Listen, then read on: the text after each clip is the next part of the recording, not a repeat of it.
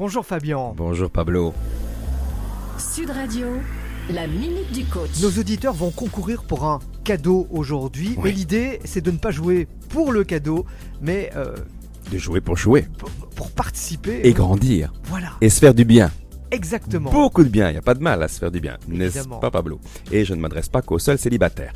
L'idée, c'est que quand j'anime une certaine forme action, parce qu'à la Eagle Academy, il n'y a que des formes action, résolument orientées vers l'action, je me rends compte souvent que les blocages ne sont pas tellement là où on les imagine. Et par exemple, il y a des blocages liés à l'estime de soi. Donc souvent, les gens ont tendance à confondre la confiance en soi et l'estime de soi. Je rappelle, je l'ai déjà dit maintes et maintes fois ici, que la confiance en soi est relative au savoir-faire, à mes capacités. Je peux avoir une grande confiance si je conduis une grue par exemple parce que je suis grutier, mais moi si tu me mets dans une grue je n'aurai aucune confiance, j'ignore complètement comment on manipule un tel engin. Par contre on peut nous mettre tous les deux sur un cheval et comme on a la maîtrise technique on aura confiance, ce qui ne sera pas forcément le cas du grutier s'il n'est pas cavalier. J'espère que mon exemple est suffisamment clair. Donc ça c'est la confiance en soi. L'estime de soi c'est très différent.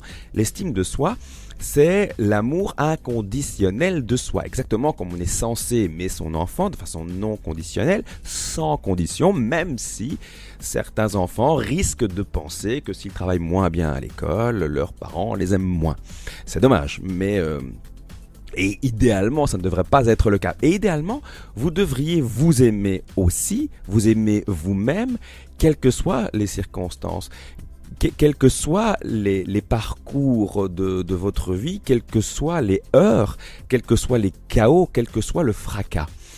Et c'est la raison pour laquelle, en fin de formation, il m'arrive de demander aux aigles, aux participants, d'écrire une lettre d'amour à eux-mêmes.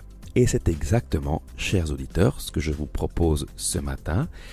Écrivez-vous une lettre d'amour, publiez-la sur notre page Facebook. Oui, rendez-vous sur la page Facebook de Sud Radio. Vous nous envoyez en message privé votre lettre d'amour qui vous est adressée.